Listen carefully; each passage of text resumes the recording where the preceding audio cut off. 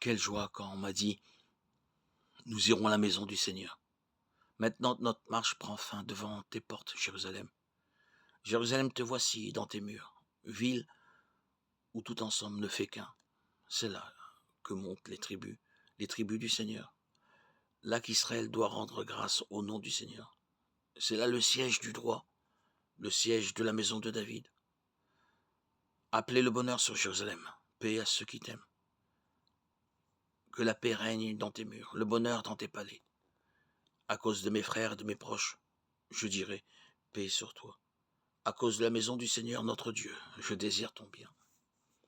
Le psaume 121 fait partie de la collection des psaumes démontés ou psaumes graduels, du psaume 119 à 133, qui étaient chantés par les pèlerins ou les prêtres sur 15 degrés symboliques, c'est-à-dire les marches qui menaient au temple de Jérusalem. Alors que nous approchons du terme de notre pèlerinage d'espérance, il est bon de nous réjouir pour le chemin parcouru et d'élever nos regards vers le Père pour le remercier de tout ce que nous avons vécu cette année. Ce poème est comme le psaume 47 que nous avons médité, un psaume de Tzion. Jérusalem est le terme du pèlerinage, à la fois de façon physique, on marchait jusqu'au temple, et de façon spirituelle. Et toute notre vie peut être assimilée à un pèlerinage vers la Jérusalem céleste, celle du livre de l'Apocalypse, chapitre 21.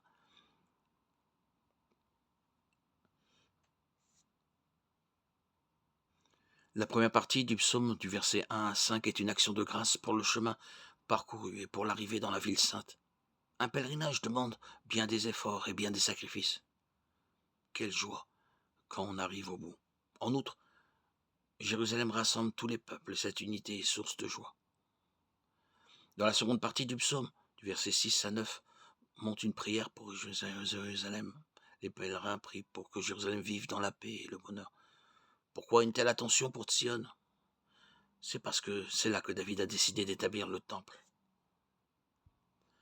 La maison du Seigneur notre Dieu qui abrite l'arche d'alliance, la présence de Dieu au milieu de son peuple.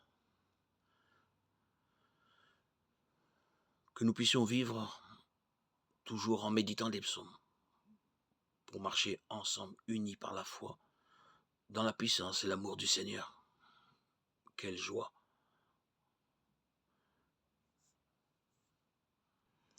C'est bel et bien dans la maison du Seigneur que nous devons rendre grâce au nom du Seigneur.